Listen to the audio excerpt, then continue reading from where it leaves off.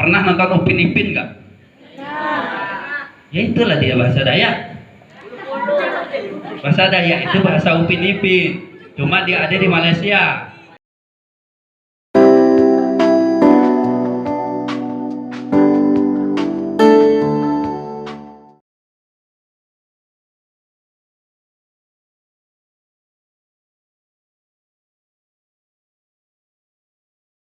Saya mau beli orang. Saya sudah lama tidak makan orang, kata. Saya sudah lama nggak makan orang, kata. Tunggu Pak ya.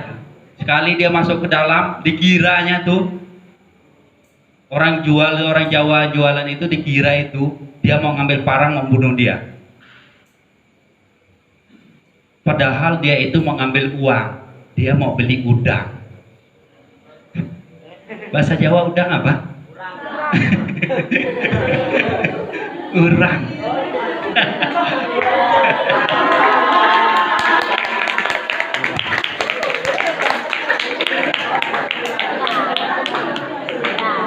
Jadi kita pelajari dulu lokasinya supaya paham gitu. Supaya ngerti.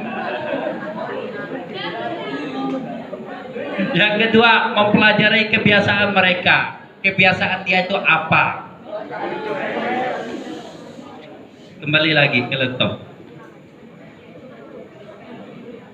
Kalau kita sudah mempelajari lokasinya, maka kita mempelajari orangnya, mereka. Orang Dayak itu seperti apa sih, kebiasaannya itu apa sih? Apakah dia kebiasaannya itu malam-malam itu berjudi, minuman keras, atau apakah semuanya dia lakukan? Nah, kita pelajari. Jadi tidak langsung orang berjudi langsung tiba-tiba, Pak, haram judi Pak, habislah kita kena bunuh. Nggak boleh. Jadi kita mempelajari dulu. Yang ketiga, pendekatan persuasif. Nah, orang per orang. Jadi kita datangin, kita tanya kebutuhan di desa itu apa. Makanya saya harus menanya satu persatu, datang satu persatu. Keempat, mengadakan kegiatan. Apa yang harus kita adakan? Kegiatan yang harus kita adakan. Yang pertama, kebiasaan mereka itu kalau Natal, tahu Natal kan? Tanggal 25. Kita orang Islam tidak boleh mengucapkan Natal. Hukumnya haram. Ya, hati-hati. Kita tanya, Pak, biasanya kalau Natal sembelih apa? Kalau dia mengatakan Natal itu nyembelih babi kan kecil. Saya biasa nawarkan, Pak, bagaimana kalau seandainya Natal tahun depan kita sembelih sapi? Sapi lebih besar kan daripada babi kan? Nah, dagingnya lebih banyak daripada babi. Jadi kita mengadakan kegiatan menawarkan untuk menyembelih sapi supaya mereka senang. Kita sembelih sapi biar mereka happy. Happy.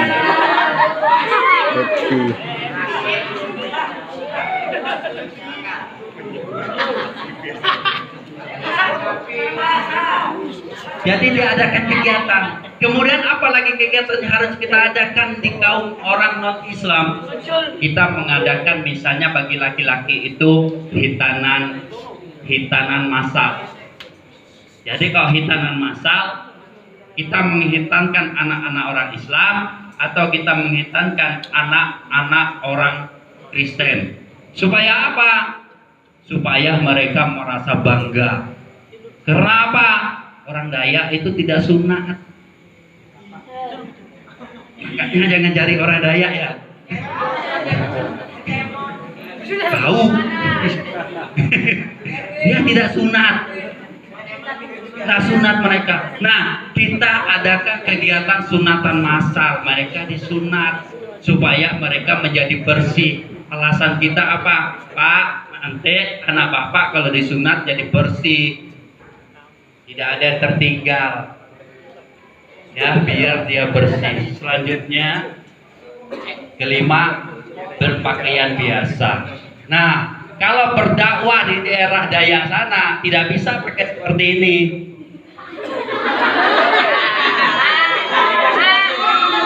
Kalau dia pakai kopiah putih, pakai jubah, pakai baju koko, oh udah. Jadi di sana itu, kalau di Dayak kita berdakwah di daerah Dayak itu kita harus pakai baju biasa. Bagaimana? Nih seperti saya. Jadi saya harus pakai kebiasaan mereka. Ini baju Dayak, baju batik Dayak. Jadi biar dia merasa senang kalau kita menggunakan pakaian-pakaian mereka.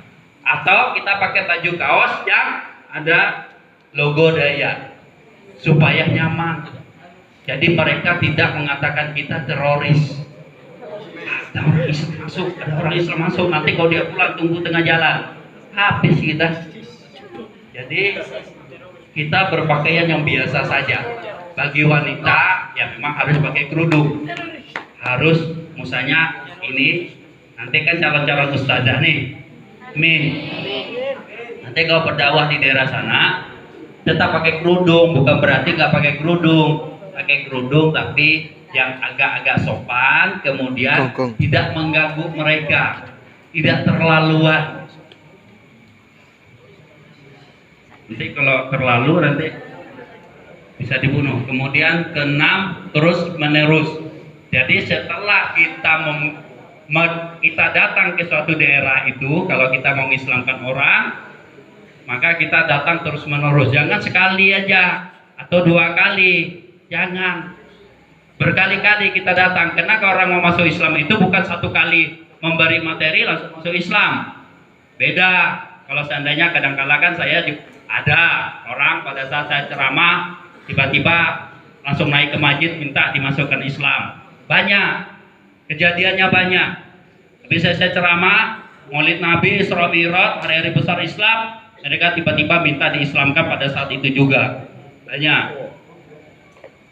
Terus menerus di bahasa. Nah, kita harus menguasai bahasa mereka minimal, karena bahasa Dayak itu ada 142 subsuku bahasa Dayak, maka kita harus mempelajari minimal 3 bahasa Dayak. Sedikit-sedikit tidak apa-apa, harus sedikit-sedikit ya, sedikit-sedikit belajar bahasa Dayak. Pernah nonton Upin Ipin nggak? Ya itulah dia bahasa Dayak. Bahasa Dayak itu bahasa Upin Ipin, cuma dia ada di Malaysia. Katanya tak apa lah. Nah, mau kemana lah? Awak mau kemana? Sama bahasanya. Di bahasa Kalimantan Barat seperti itu. Buya. Nah, ya ini. Bagus Somad. Saya itu semua ustadz sudah. Semua ulama sudah. Jadi orangnya kecil, umurnya masih muda, tapi pergaulannya sama ustadz sama ulama. Materi dakwah yang pertama itu rukun iman dan Islam.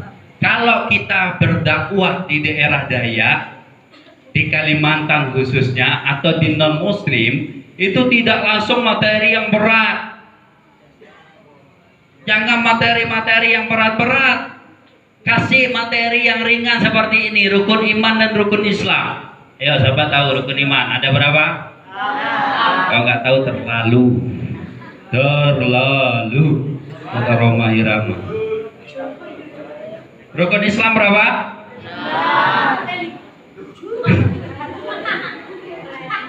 Rukun iman ada berapa? Pertama, kedua, kepada malaikat. Sebalik Pak, sih kemana sih? Yang pertama, yang kedua,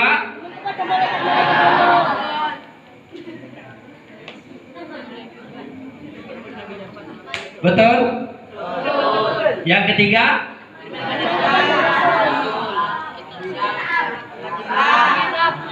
yang keempat, yang kelima,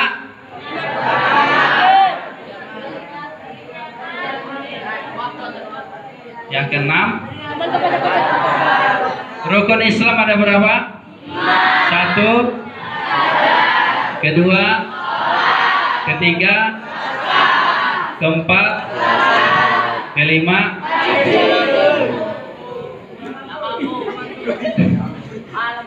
Harus hafal lah.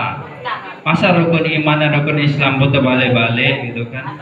Ya jangan. Kita sudah anak santri harus tahu, harus hafal, jangan terbalik-balik.